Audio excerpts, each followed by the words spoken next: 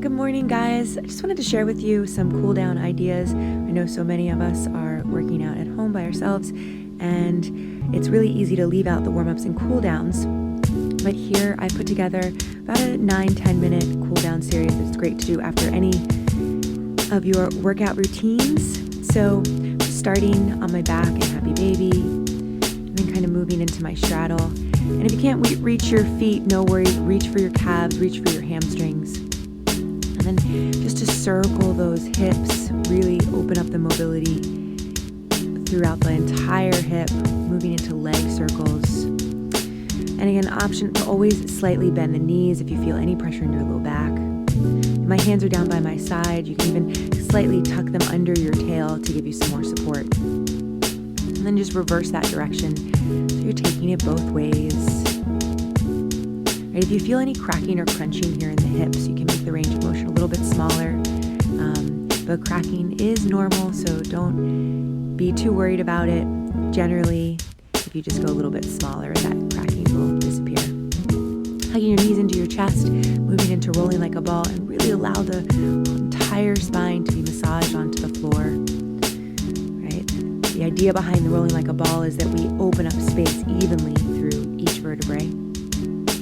And then transitioning into our low lunge, front knee is over that front ankle, adding an upper twist, reaching for the ceiling, try to open up that top shoulder, and moving into a quad stretch, back knee bends. Be really mindful here to stay off the top of the kneecap. Keep the hips pressing forward, really pulling the foot towards the hips, adding that upper back extension if you like. And pressing back into our hamstring stretch, working on getting that front leg as straight as you can, maybe adding the flex, and then maybe adding the arch in the spine. Think about the tailbone releasing towards the back of the mat.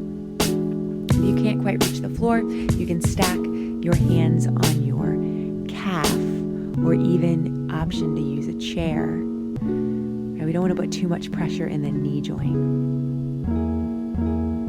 And just really breathing, holding into this.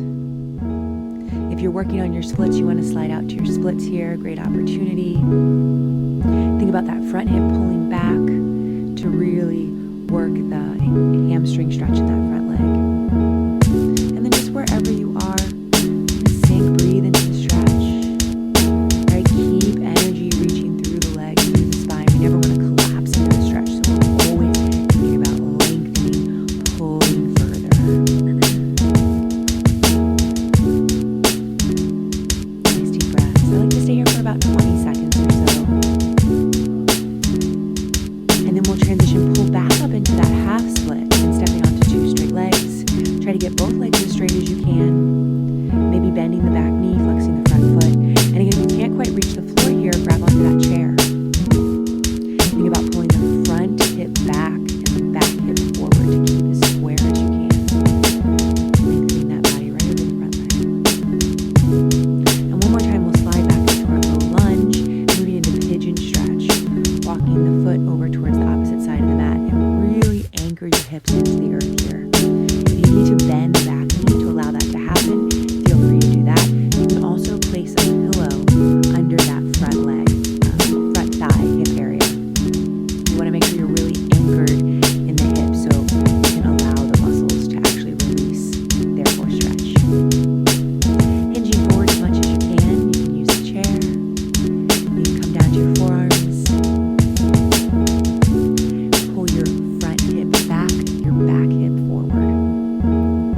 Maybe you'll come all the way down to the mat for even more of a stretch. Lengthen the opposite leg forward and look towards that front knee. And keep shifting the weight towards the back leg, or towards the side of the back leg. Again, about 20 or 30 seconds here, focusing on the breath, sending the oxygen, the nutrients to where you feel tension.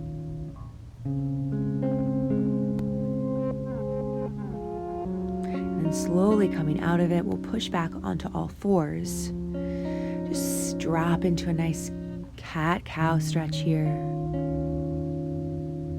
And then we'll transition to the other side. So starting with that low lunge, knee is stacked over the ankle. reaching towards the ceiling. We'll go into that quad stretch. Hips stay where they are, back knee bends. And maybe just reaching back is enough. If you have the foot, it's there, it's available. Grab onto it, pull it in a little bit closer, spiraling the elbow up towards the ceiling, maybe spiraling your heart, your chest, your eyes as well. Really lift up out of that bottom wrist. And keep the abs engaged so we don't put any undue pressure into that low back. Sinking back into your half split. Keeping the hips as square as you can. Think about releasing the tailbone back as you lengthen the spine. Maybe flexing the toes, pulling on the toes. And if you want to go for those splits, go ahead and slide out. Breathing, breathing. I do like to keep a little bit of movement even in my still stretches, right? Just keep breathing, rocking a little bit forward and back maybe. Gentle movements, not really a fan of bouncing, but just to try and get a little bit more length, find a little bit more space. Back leg can be turned in, can be turned out.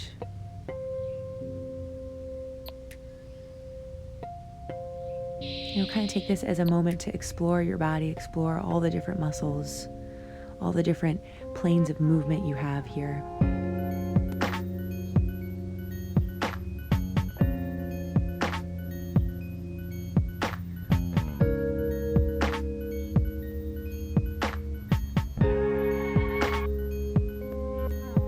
And then we'll go ahead and pull it back into our half split. As you exhale, transitioning onto all 10 toes, both legs as straight as you can get them, folding over that front leg.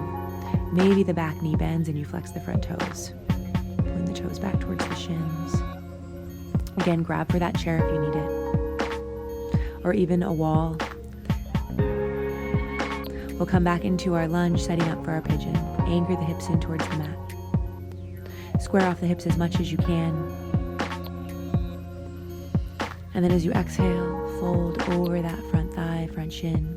You want the front knee to be just outside of your rib cage. Think about the front of the hip bones reaching for the mat.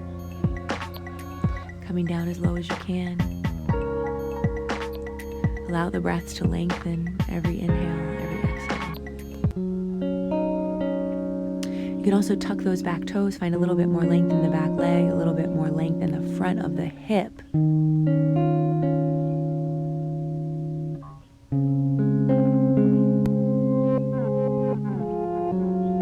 few more breaths here.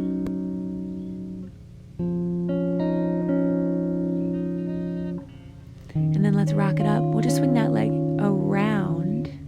Go ahead and massage the calves,